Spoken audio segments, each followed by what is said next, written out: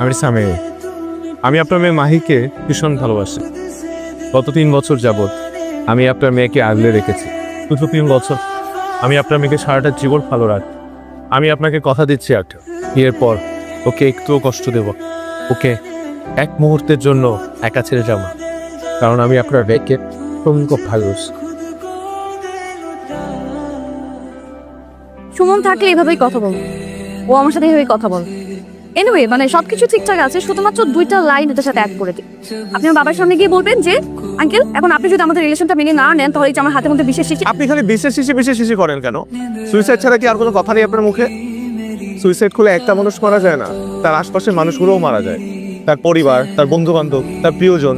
যে মানুষটা মারা যায় সে ভাবে যে মারা গিয়ে সে বেঁচে গেল, আর যে মানুষটার জন্য সে মারা যাচ্ছে সেই মানুষটা কষ্টে থাকবে, কিন্তু না, সেই মানুষটা খুব ভালো থাকে। সেই মানুষটা আবার নতুন একটা জীবন শুরু করে, আবার নতুন একটা প্রিয়জনকে খুঁজে পায়। সুইসাইড কথাটা কখনো আর মাথায় আনবেন না।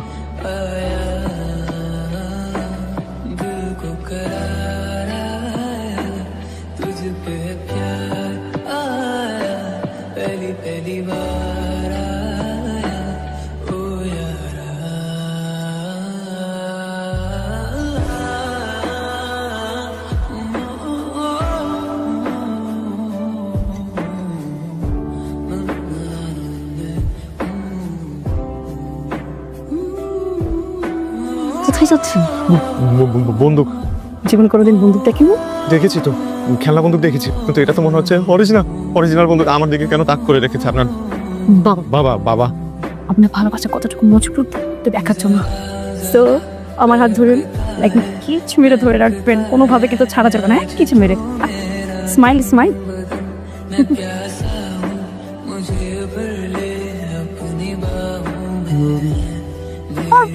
মানে গুলির শব্দ পড়ে গেছে ঠিকই, কিন্তু আপছিল টাইম। বাবা, আমরা এমন একজন জামাই তো খুঁজছিলাম না, অসাধারণ জামাই।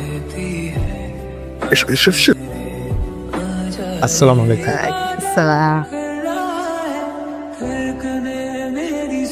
তো দাদার পরে একই রকম মাসেল ফার্স্ট আমি পেলাম। রিয়েল? হ্যাঁ দাদি, কি সিল্কি না? হ্যাঁ একদম দাদা মতোই। দাদি আমার জেলাস। Thank you. কেন? এই যে এত সুন্দর অভিনয় করলেন। আমি কি করলাম? আপনার পরিবারের সবাই আমাকে এত সুন্দর করে আপন করে নিয়েছে, আমার তো আসলে কিছুই করতে হয়নি, আমার কাজটা আরো সহজ হয়ে গেল। আমি এই জন্য আপনাকে থ্যাংক ইউ দিইনি। তাহলে আপনি সুমনের হয়ে কি সুন্দর প্রক্সি দিচ্ছেন, এই জন্য থ্যাংক ইউ দিয়েছি। এই সুমনটা কি খুব সুন্দর নাকি দেখতে? হ্যাঁ আমি কি সুমনের ছবি একটা বার দেখতে পারি? অবশ্যই। সুমন তো সিঙ্গাপুরে যাওয়ার পর থেকে ওর ওই একটা ছবি নিয়ে বেঁচে আছে, দেখেন না। এই যে দেখেন সুমন, সুন্দর তো। মানাবে না? হ্যাঁ অবশ্যই, বেশ বানাবেন। Thank you.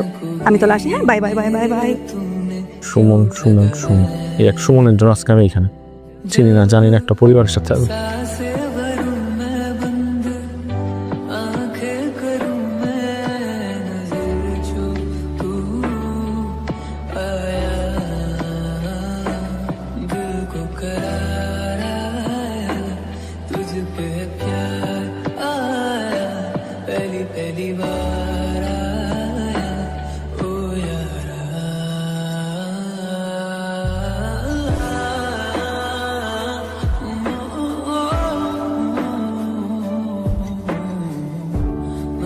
চোখের পলকটা ফেলো। এইরকম অপলক তাকিয়ে থাকলে হবে? এমনিতেই তো চশমা। ঘরে বসে বসে কি ডেটিং হয়? হ্যাঁ, আমরা পারিনি, তখন সুযোগ ছিল না এরকম। দুইজন এখন বাইরে যাবে। হ্যাঁ, কি মত্ত হয়েছ? হ্যাঁ, যাও হাত ধরে দুজনে ডেটিং করো।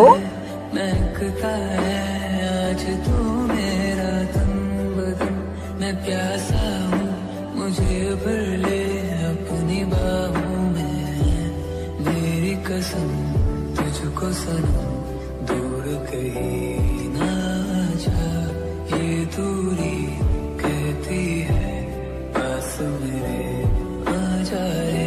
इबादत कर रहा है धड़कने। আমি কিন্তু সিলেটের প্রেমে পড়ে যাচ্ছি। কখনো আসেননি সিলেটে? না, আমি বলেছিলাম না সিলেটে আমার কেউ থাকে না, তাই আসা হয়নি। তবে এখন মনে হচ্ছে বারবার আসতে হবে।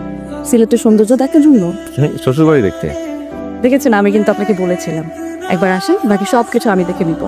তোর বরং একটা কাজ করি, আপনার জন্য একটা সিলেটি মেয়ে খুঁজি। বলেন আপনি কেমন মেয়ে পছন্দ? মেয়েটাকে যে খুব সুন্দর হতে হবে ইটস নট নেসেসারি, তবে মেয়েটার চোখ দুটো ভীষণ মায়াবী হতে হবে, যাতে করে তার চোখ দেখেই সারাটা দিন পার করে দিতে পারি। ঘুমন্ত অবস্থায় মেয়েটার মুখের উপর চুলগুলো পড়ে থাকলে আমি যাতে হাত দিয়ে সরিয়ে তার মিষ্টি গালের টোলটা দেখতে পারি। ঠোঁটে সেই মিষ্টি হাসিতে লিপস্টিক না পরলেও সবসময় গোলাপি থাকবে। আপনার মতো একটু চঞ্চল, একটু কথা বেশি বলে, এরকম মেয়ে হলেও আপত্তি নেই আমার। আচ্ছা ঠিক আছে, বিয়ের পর আমি আর সুমন মিলে আপনার জন্য ঠিক এমন একটা মেয়ে খুঁজে বের করে দিব। No thanks. স্রষ্টা এমন সৃষ্টি একবারই তৈরি করেন, খুব যত্ন করে তৈরি করেন, দ্বিতীয়টি আর হয় না। কিন্তু দুর্ভাগ্যবশত সে মানুষটা আউট অফ স্টক। আপনি তো দেখছি খুব শৈল্পিকভাবে ফ্লার্ট করতে জানেন। রবীন্দ্রনাথ তার জীবনানন্দকে একসাথে গুলি খেয়ে এসেছেন। ভুল বললেন। ফ্লার্ট আর ভালোবাসার মধ্যে আপনি সঠিক পার্থক্যটাই জানেন না। ফ্লার্ট হচ্ছে ফাস্টফুডের মতো, খেতে ভালো লাগলেও শরীরের জন্য খারাপ। আর ভালোবাসা সেটা পানির মতো, এটা ছাড়া বাঁচা যায় না। মা, ছেলেটা কিন্তু আমাদেরকে একেবারে মুগ্ধ করে দিয়েছে। কি বলো মা? আমি তো প্রথম দিনে মুগ্ধ। মা, এক কাজ করি, সামিরের বাবা মার সাথে কথা বলে মাস দুয়েকের মধ্যে ওদের বিয়েটা ফাইনাল করে ফেলি। এই কি? হ্যাঁ বাবা, সেটাই মানে তুই কথা বল তাহলে তোমার মায়ের সাথে সামনে 2 মাস পরে দিয়ে তুলতি। আমার একমাত্র মেয়ে, আমি কোথাও কোনো কমতি রাখতে চাই না। তুমি কি বলো? হাতটা ছাড়ুন না, এখন তো বাসা থেকে অনেকটা দূরে আসছে। ও সরি। সরি তো আমার বলা উচিত, বারবার অভিনয়ের জন্য হাত ধরতে হচ্ছে। আমার তো মনে হয় হাত ধরার জন্য আপনি অভিনয় করছেন। মানে কিছু আর। আমরা কি এখানেই বসবো নাকি একটু শহরের দিকটা যাবো, ওখানে ঘুরে আসবো? আমি তো চিন্তা করেছি সিলেটে পার্মানেন্টলি থেকে যাব। কিন্তু আপনি পার্মানেন্টলি এখানে কিভাবে থাকবেন? এখন তো আপনার জন্য শ্বশুরবাড়ি খুঁজে পাইনি। কেন সুমনকে বলেননি আমার জন্য মেয়ে খুঁজে বের করতে? হ্যাঁ বলেছি তো, ও আপনাকে ভীষণ পছন্দ করে। আপনি আমাদের জন্য কত কিছু করছেন, আর এই ছোট্ট একটা কাজ আপনার জন্য করতে পারবে না? আর ওর কাছে যদি আমি বড় কিছু চাই? বড় কিছু? আমি যদি ওর কাছে আপনাকে চাই সারা জীবনের জন্য, দিবে? আমি তো আপনাকে বলেছি মৃত্যু আমাদেরকে আলাদা করতে পারো। এইটাই সমস্যা, যে সমস্যার সমাধান এখনো তৈরি হয়নি। যদিও বিজ্ঞানীরা অনেক চেষ্টা করছে একটা ভ্যাকসিন তৈরি করার, অ্যান্টি লাভ ভ্যাকসিন।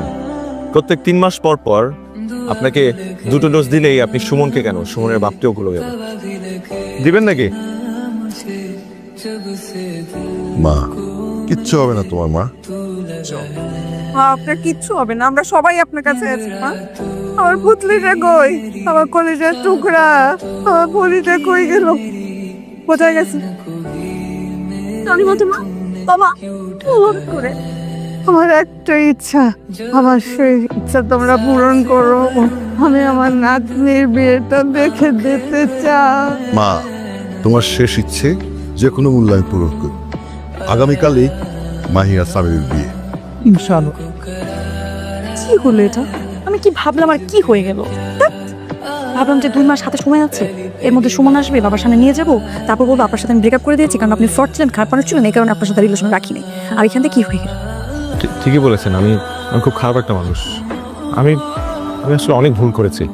ভুলগুলোর মধ্যে সব থেকে বড় ভুল হচ্ছে আমি আপনার সবগুলো কথা শুনেছি, আপনি যা বলেছেন তাই করেছি। আমি বিয়ে করতে রাজি হয়েছি, আমি আপনার পরিবারের প্রত্যেকটা মানুষের কাছে মিথ্যা বলেছি শুধুমাত্র আপনার জন্য। ও আমার সব থেকে বড় ভুলটা তো আমি এখন বলিই নাই।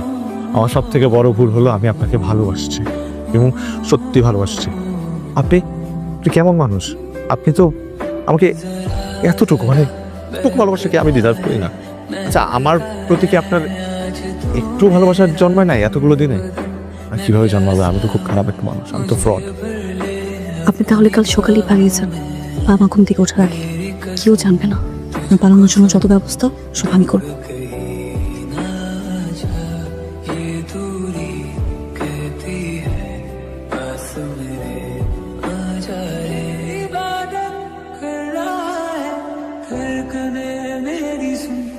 तुझको मैं कर लूं हासिल लगी है, मुझको दे तू मिट जाने, अब खुद से दिल मिल जाने, क्यों है ये इतना फासला।